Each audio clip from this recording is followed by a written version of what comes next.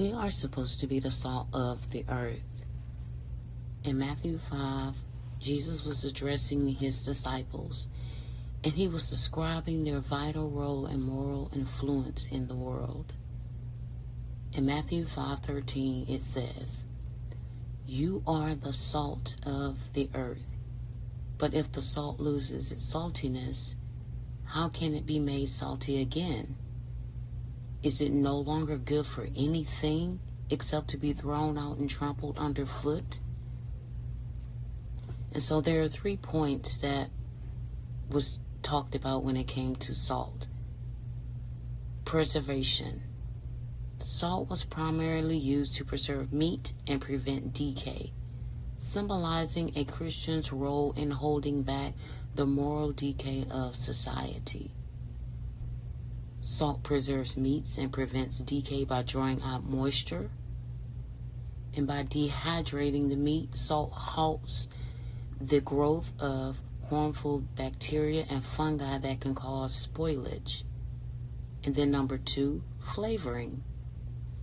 Salt enhances the taste of food, representing how the followers of Jesus are called to bring goodness, purpose, and value to the lives of others. And then 3, integrity.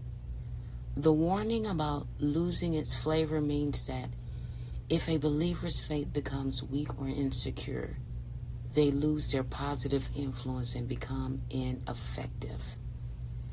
So when I think of this, to me, the salt metaphorically represents the Spirit of God. The Spirit of God is not one-dimensional. It adds value, it brings things in one's life to a greater quality, and it can resurrect what was once not flowing with life.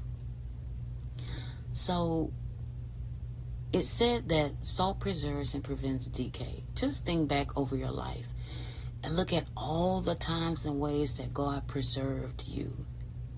I looked up the word preserve, and it says that it means to keep something safe from harm, decay, or alteration.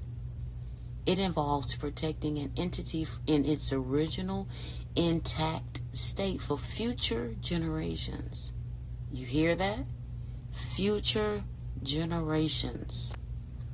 So God already knew that, there would be times in our lives where, he knew we were going to face weaknesses, that we would grow tired in our faith, that we would not be good stewards all the time, stewards all the time over the goodness that he placed within us.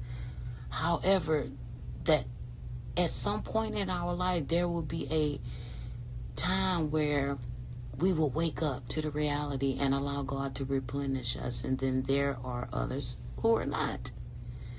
So that's why it's important when it was talking about salt halting the growth of harmful bacteria that can cause spoilage, that we rid ourselves of everything that has been doing more harm than good in your life, which can also mean people.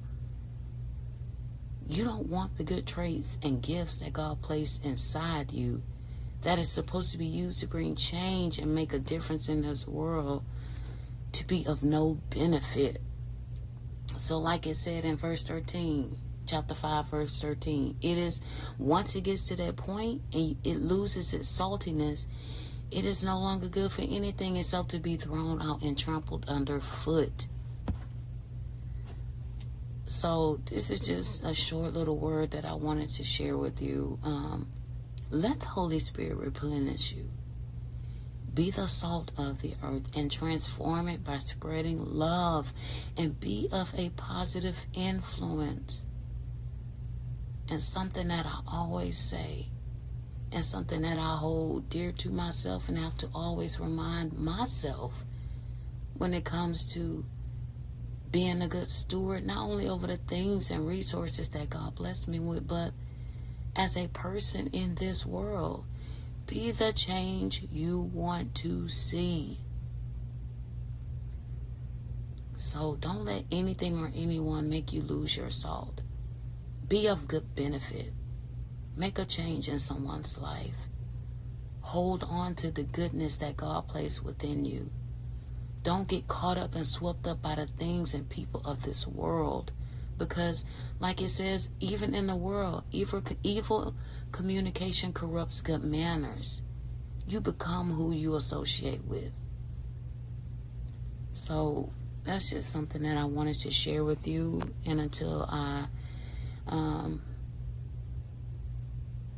come up, allow God to show me something else or drop something in my spirit, and I feel it necessary that He wants me to share with you, I'll see you next time. I love you guys, and I'm praying for you.